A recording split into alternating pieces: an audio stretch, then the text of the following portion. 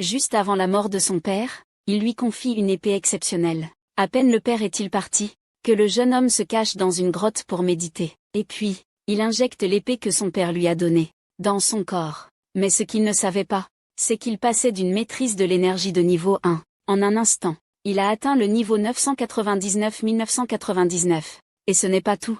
Cela a également provoqué des phénomènes célestes. Ce spectacle incroyable a immédiatement attiré l'attention de toutes les forces.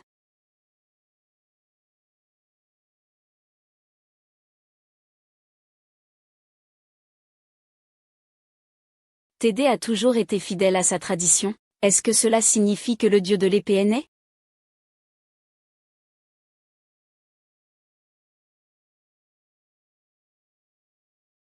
Et la raison pour laquelle ce jeune homme est si impressionnant, c'est simplement que, il y a 3 jours, il tenait une épée, l'épée laissée par mon père.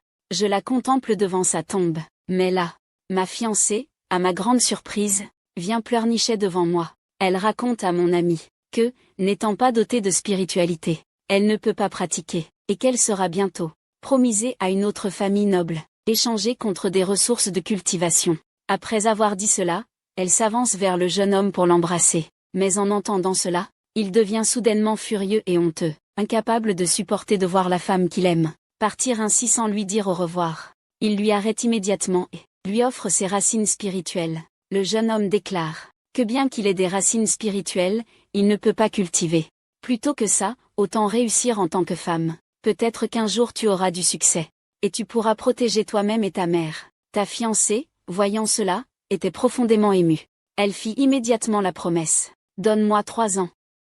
Je vais cultiver ton talent spirituel, jusqu'à l'excellence. Quand j'aurai réussi et acquis la renommée, je reviendrai en toute gloire. En entendant la promesse de sa fiancée, le jeune homme est immédiatement tombé amoureux.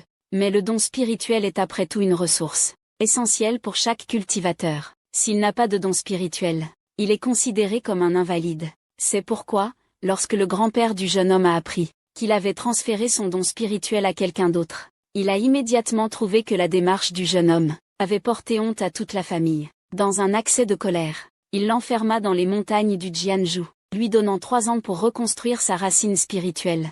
Si après ces 3 ans il ne réussissait pas, il serait chassé de la maison avec sa mère. Mais son cousin ambitieux avait déjà les yeux sur lui, et la place d'aîné légitime de la famille. Il ne laisserait donc pas au jeune homme la moindre chance de revenir. Alors, profitant d'eux, quand le jeune homme était le plus faible, il lui a encore donné un coup. Qui aurait pensé, au moment où le cousin s'en allait, le jeune homme a soudainement repensé aux paroles de son père.